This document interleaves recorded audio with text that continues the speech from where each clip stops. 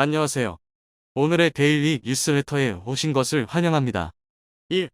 한국 무기의 굉장한 실타. 2. K2의 비범한. 3. 한국 스타일이 빛난다. 한번 진실을 알아봅시다. 싱글벙글 난리 난 나라가 있는데요. 바로 인도네시아입니다.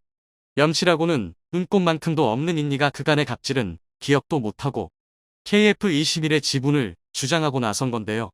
심지어 계약서를 들먹이며 KF-21 시제 5호기를 내놓으라고 소유권까지 주장하고 있습니다. 이제는 어이가 없어 화가 나는데요.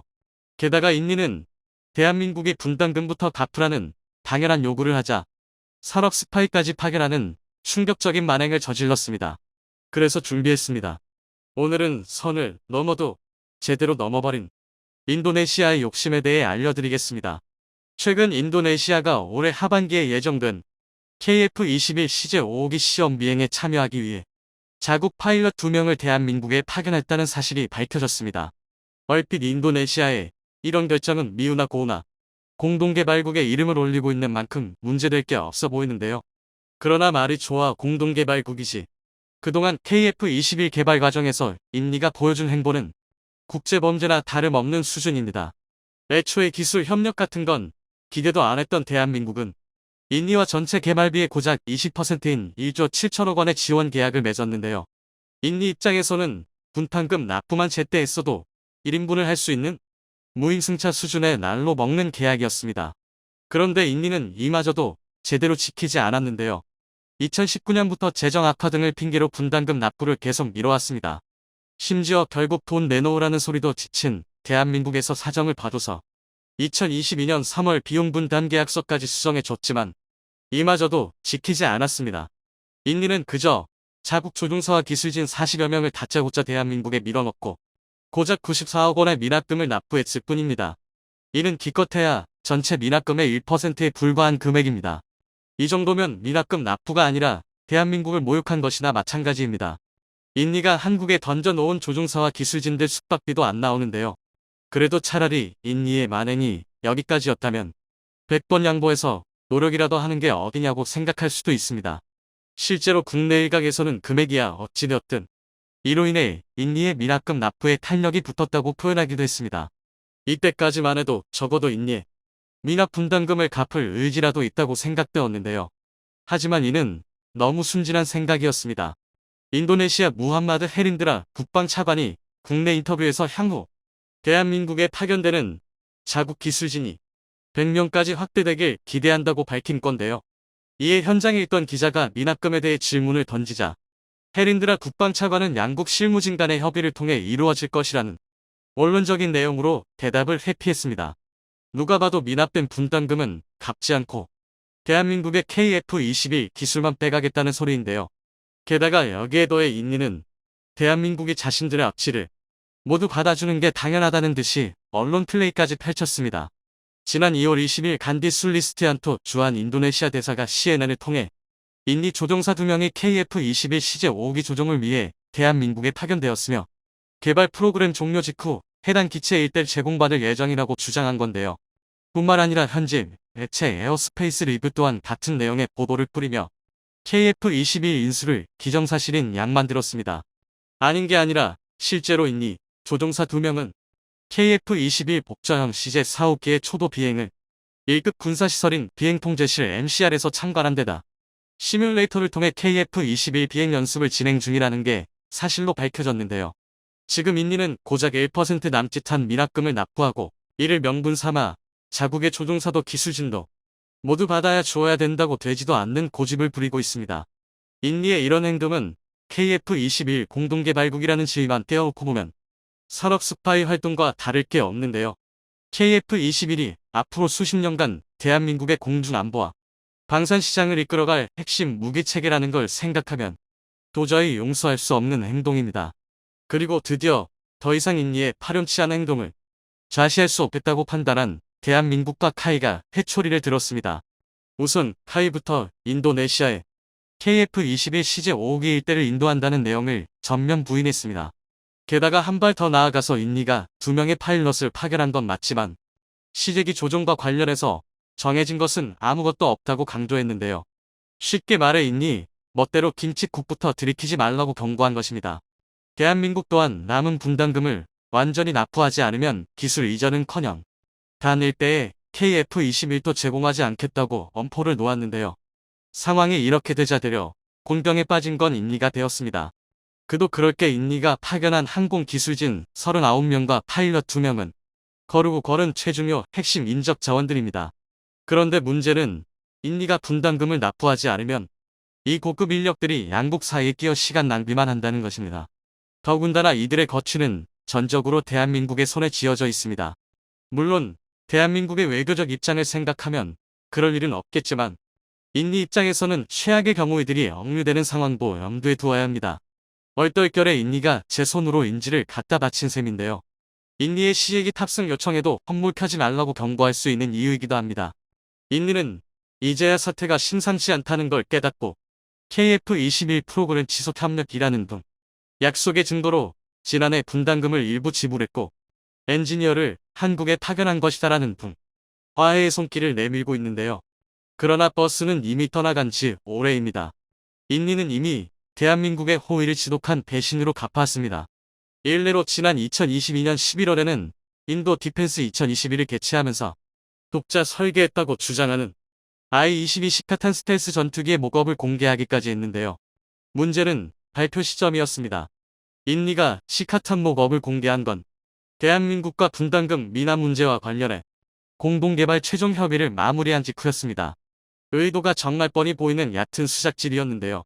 인리의 의도는 대한민국이 아니더라도 충분히 수준급의 전투기를 설계하고 개발할 수 있는 국가이니 분담금 유예 신청을 받아들이고 대한민국이 양보하라는 의미였습니다. 이미 KF-21이 전세계 방산시장에서 초유의 관심사가 된 마당에 아직도 대한민국이 아쉬운 입장이라고 단단히 착각한 건데요. 인리는 개발 초창기부터 KF-21을 굉장히 부정적인 시각으로 바라보았습니다. 군사적 관계를 고려해서 20% 개발비 분담을 받아들였지만 대한민국이 KF-21을 개발할 수 있으리라고는 생각하지 않았습니다. 만에 하나 KF-21 개발이 성공하더라도 그저 그런 결함투성이 전투기가 탄생하리라 생각했는데요.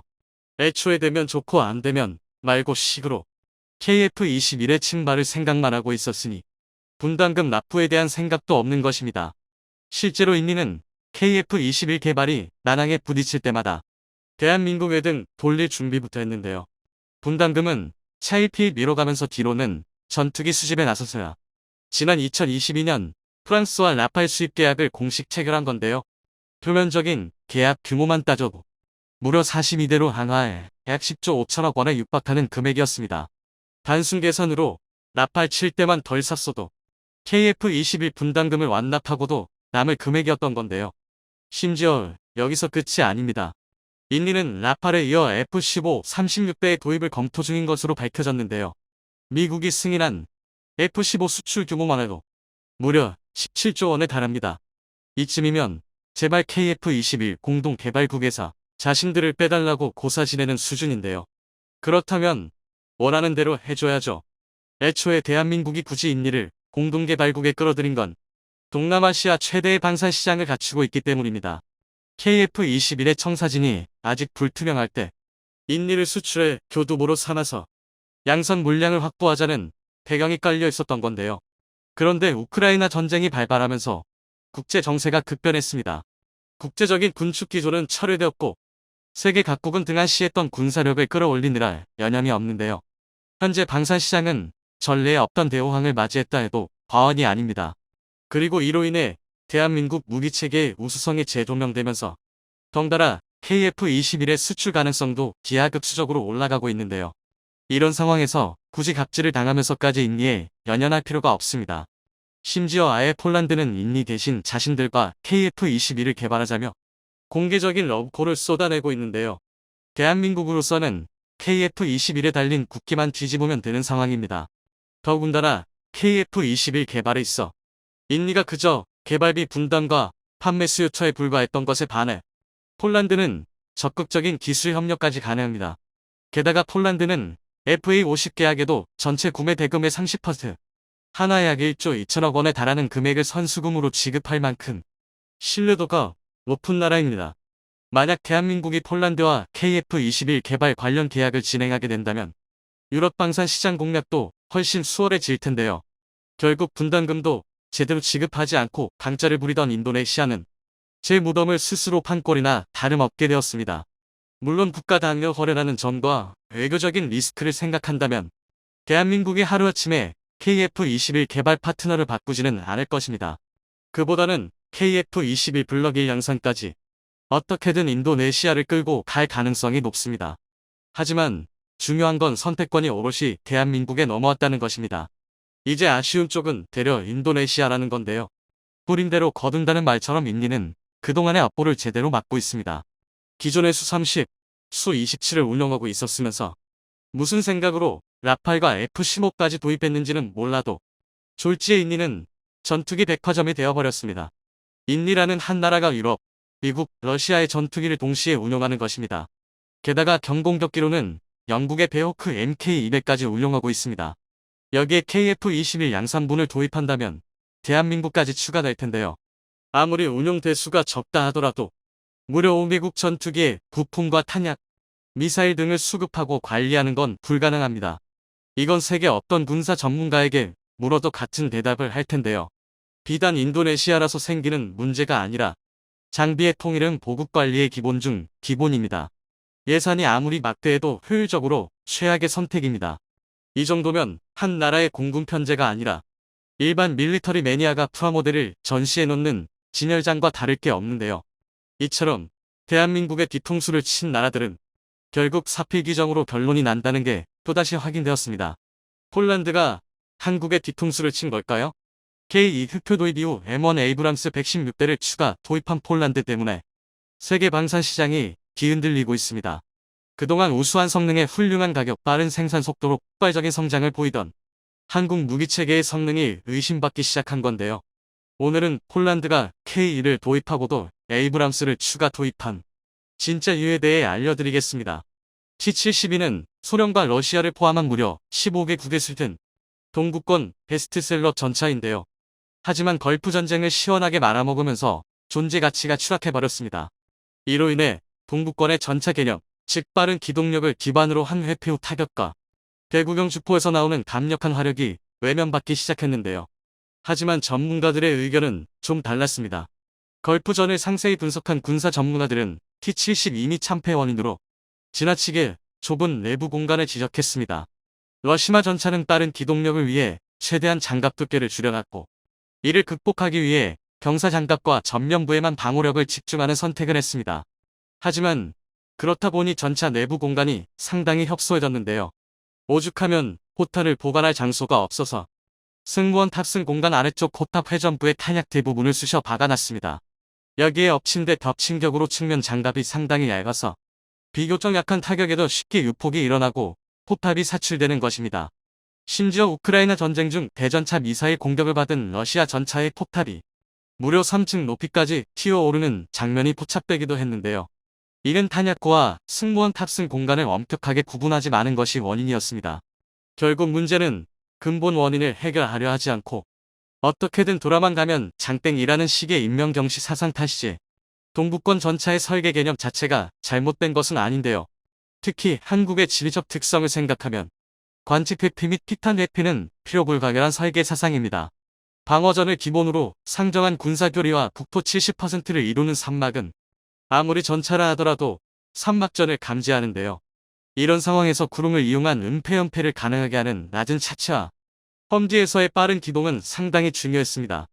일례로 이 사진을 보면 M1 에이브람스 1일 90식 전차 레오파르트 2 T-92 크기 차이를 한눈에 비교할 수 있는데요. 이것만 봐도 K1A1이 오리지널 동북권 전차민 T-90을 제외하고 가장 작은 크기라는 걸 말 수 있습니다. 심지어 K1은 승무원 전투실을 차체에 파묻으면서까지 최대한 정보를 낮췄는데요. 이 효과는 과거 한미면 훈련 모의전 당시 K1이 훌륭한 매복 전술로 M1 에이브람스를 격파했다는 기록으로 증명되고 있습니다.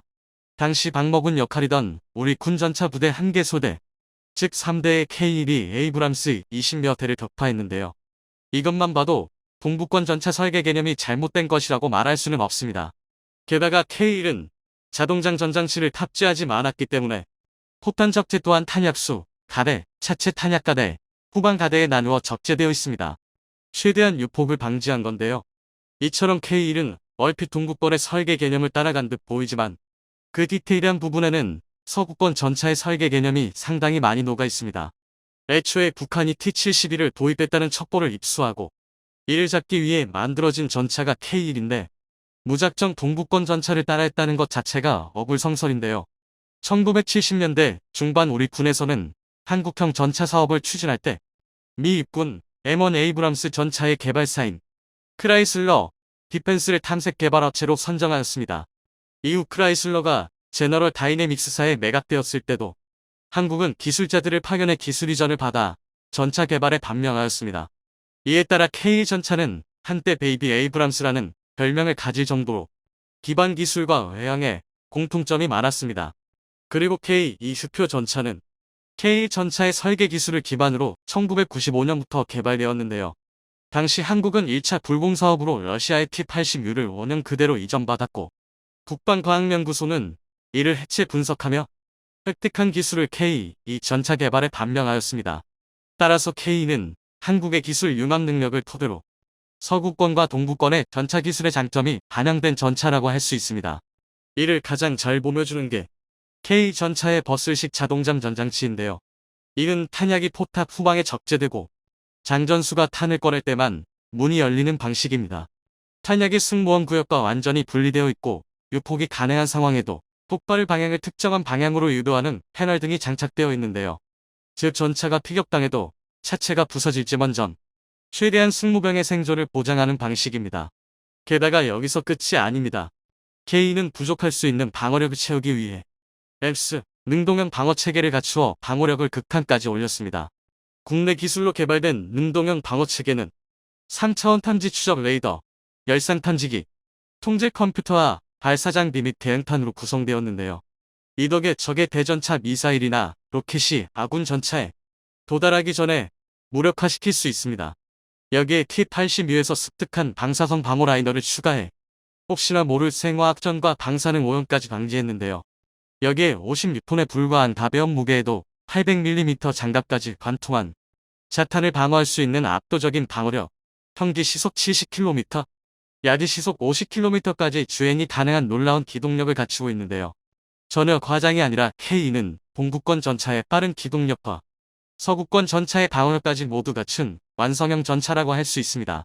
오죽하면 상당수의 전문가들이 현재 가치를 기준으로 삼아도 K2가 M1A2 에이브람스보다 우세하다는 입장을 내놓을 정도인데요.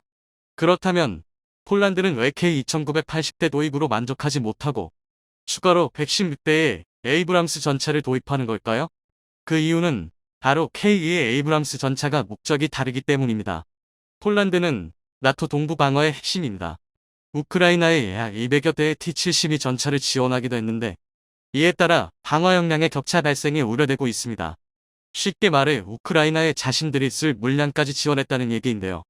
이로 인해 EU와 나토는 최후의 방어선인 폴란드에 막대한 액수의 자금을 지원하고 있습니다. 폴란드는 이를 이용해서 좋다는 무기체계는 가능한 한 모두 도입하고 있는 건데요. 게다가 이참에 설계 결함이 수두룩한 동구권 무기체계에서 서구권 무기체계로 군의 노선을 갈아 끼우고 있습니다. 반면 K2 흑표는 공격을 위한 전차입니다. K2는 높은 기동력과 방어력, 그리고 압도적인 공격력을 바탕으로 폴란드 칼리닌그라드 국경지대와 폴란드 벨라루스 국경지대에 배치되어 있는데요. 즉 최전선에서 먼저 뛰고 먼저 적을 섬멸하는 용도입니다. M1 에이브람스가 수도인 벨라루스 인근에 배치되어 방어 전술 위주로 선택한 것과 상당히 대조적인데요. 게다가 폴란드는 한국 못지않게 강과 하천이 많고 곳곳에 늪지가 있는 험한 지형입니다. 이런 지형에서 자주 도하가 가능하고 험지와 질척이는 땅에서도 높은 기동력을 발휘하는 K는 최적의 성능을 발휘할 수 있습니다. 그리고 실제로 현재 폴란드는 K21초도 물량을 칼리닌크라드 최전선에 배치했는데요. 정리하자면 K2 스표는 최강의 창이고 M1 에이브람스는 최강의 방패입니다. 각 무기체계가 담당하는 분야가 다른 것이죠. 그리고 현재 이게 가능한 군대는 상당히 드문데요. 주한미군이 있는 대한민국과 K2, 에이브람스를 동시에 운용할 수 있는 폴란드 정도뿐입니다. 이러니 K가 사실은 겉만 멀쩡하다는 멀토당토하는 헛소리가 나오는 건데요. 이제 전 세계 방산 시장에는 동구권, 서구권을 뛰어넘어 한국식이라는 새로운 분류 방법이 등장할 때입니다. 한국은 폴란드에 놀아나고 있다. 폴란드가 대한민국 무기체계의 도입 의사를 처음 밝혔을 때 나온 주장입니다. MOU에 불과하다거나 혹은 가격 후려치 이용으로 한국을 이용하고 있다는 주장을 펼쳤습니다. 그러나 현재 폴란드발 방산 수출은 계약서에 서명이 마르기도 전에 대한민국을 향한 시기 질투와 반대로 폴란드의 마음은 오로지 진실뿐이었던 건데요.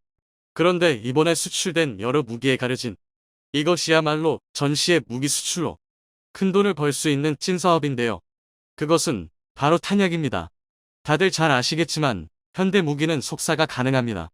보병이 쏘는 소총은 2초면 30발 탄창을 비울 수 있고 우리 국군의 자랑 K9는 15분 안에 전탄을 소진할 수 있습니다.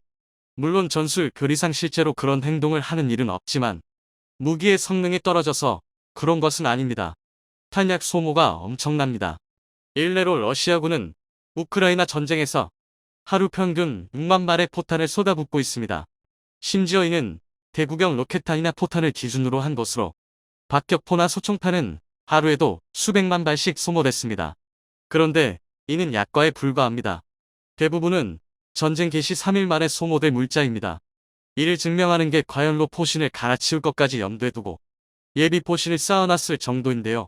이처럼 충분한 탄약은 전쟁의 승패를 가를 정도로 반드시 갖춰야 할 필수 자원입니다. 포탄 없는 자주포는 커다란 쇳덩이며 총알 없는 소총은 휘두르기 불편한 몽둥이에 불과합니다. 그래서 아무리 뛰어난 무기 체계라 할지라도 정작 탄이 없다면 무용지물이나 마찬가지입니다. 얼마 전 정밀유도 로켓으로 러시아군의 탄약고를 모조리 파괴한 우크라이나군의 하이마스처럼 탄약의 성능에 따라 무기의 스펙이 갈리기도 합니다. 그래서 현대의 전장에서 새로운 탄약을 개발하는 것은 그렇다면 대한민국의 탄약 개발 수준은 어느 정도일까요?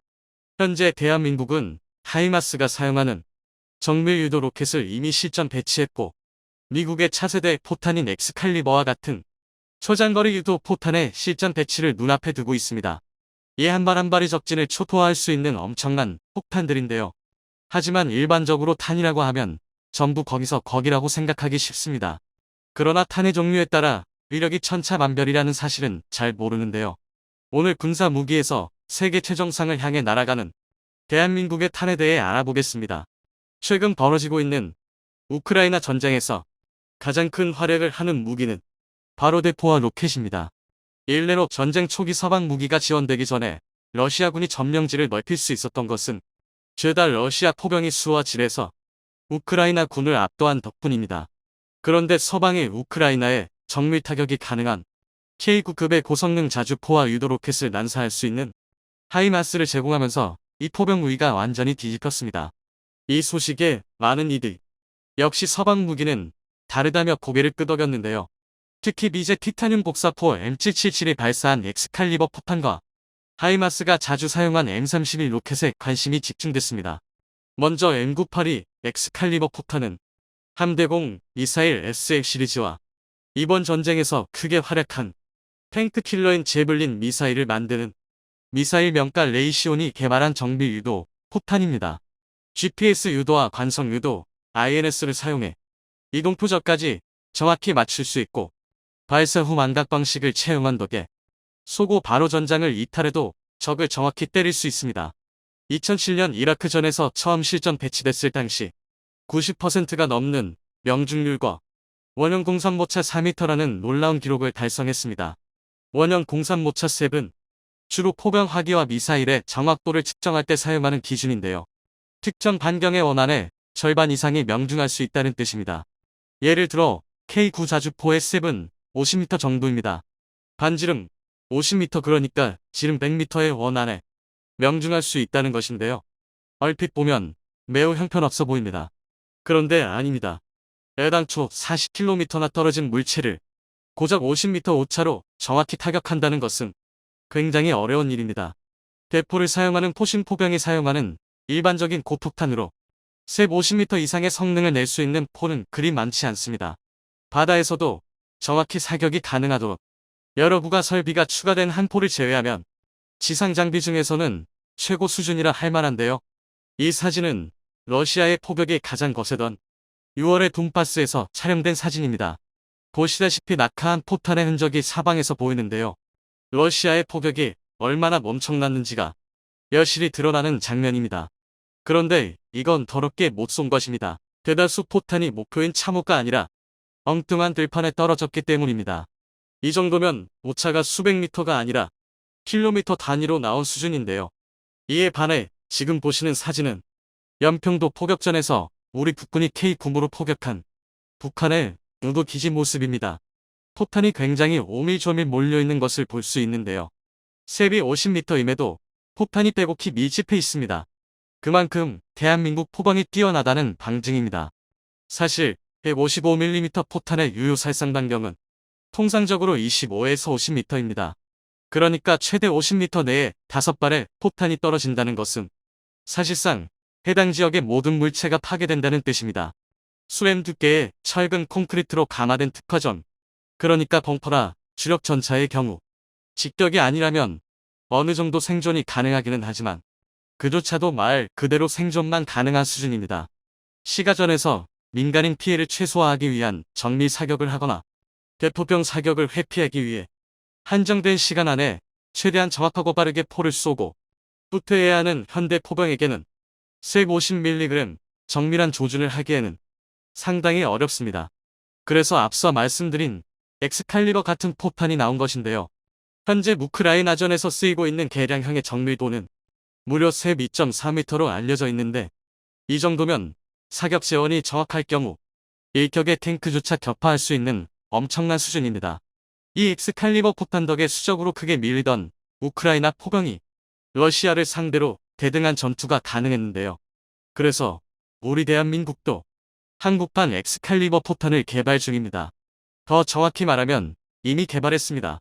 2014년 선도형 핵심 기술 개발 사업 과정에서 셉 1.9m라는 초정밀 타격에 성공했습니다. 뿐만 아니라 39구경장 주포로 사용하는 엑스칼리버와 달리 52구경장 포신에도 포글이 사용할 수 있도록 설계되어 최대 사거리가 40km인 엑스칼리버보다 10km 이상 긴 사거리를 확보했습니다.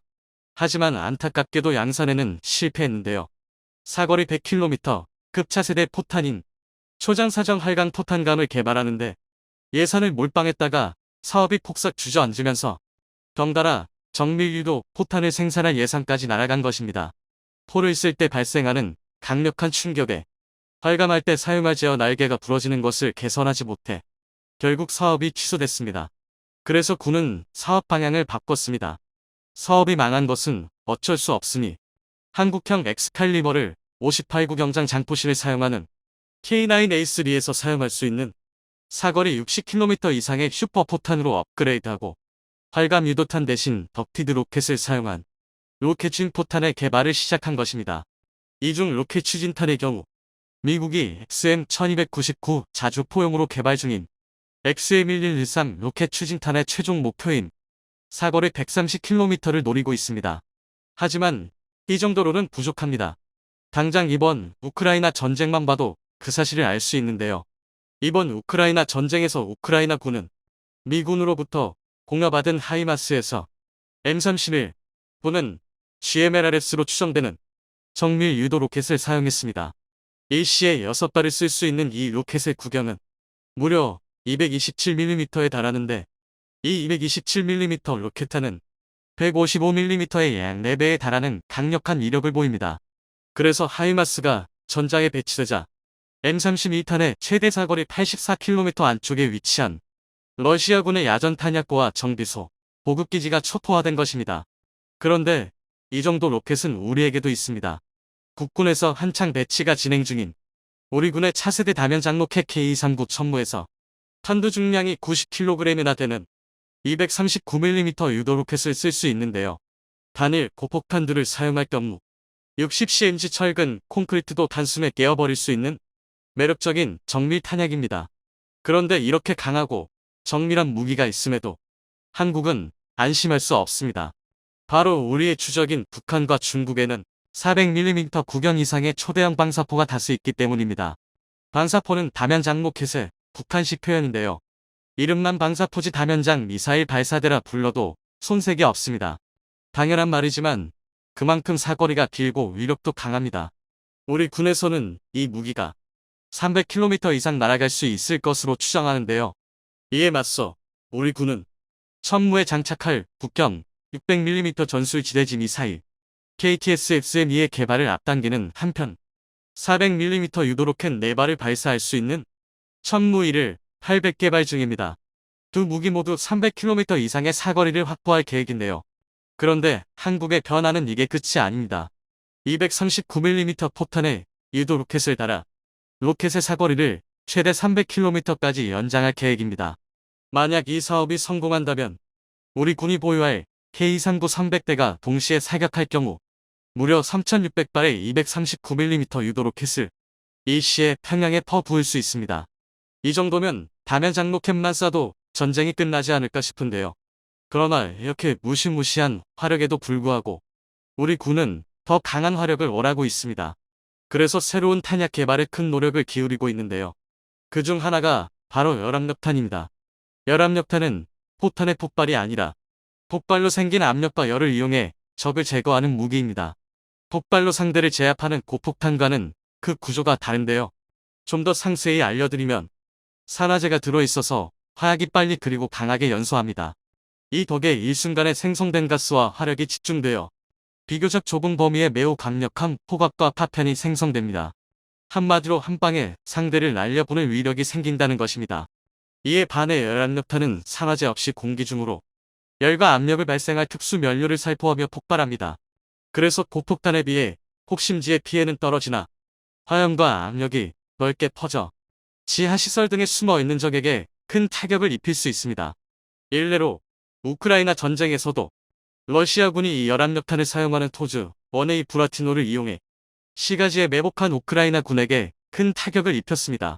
튼튼한 철근, 콘크리트로 지어진 덕에 155mm를 견딜 수 있는 빌라나 아파트라 할지라도 브라티노의 열압력탄 세례가 쏟아지면서 내부에 숨어있던 병력이 폭감에 휩쓸려 전멸했는데요. 이렇게 위력적인 무기다 보니 금지 무기가 아님에도 불구하고 금지 무기라 착각하는 이들이 있을 정도입니다. 그리고 이 분야에서 우리 군은 러시아, 미국 등 열압력탄 개발 선도국들의 뒤를 쫓아 차세대 열압력탄을 개발 중입니다. 유독성이 높고 일정 시간이 지나면 내부 충전물이 굳어버리는 CU-경화 같이 여러 문제가 있는 산화 프로필렌을 대체할 열압력탄용 연료 물질을 찾고 있는데요. 완성 이후에는 239mm 유도로켓, 각종 국산 미사일의 열압력탄두 버전이 나올 것입니다. 탄의 종류에 따른 우리 군의 화력이 더욱 강력해지는 건데요. 차세대 탄 전쟁에서 대한민국이 또다시 승리하길 바랍니다. 영상이 도움이 되셨다면 구독과 좋아요 부탁드리며 오늘도 감사합니다. 최고로 멋진 하루 보내시길 바랄게요.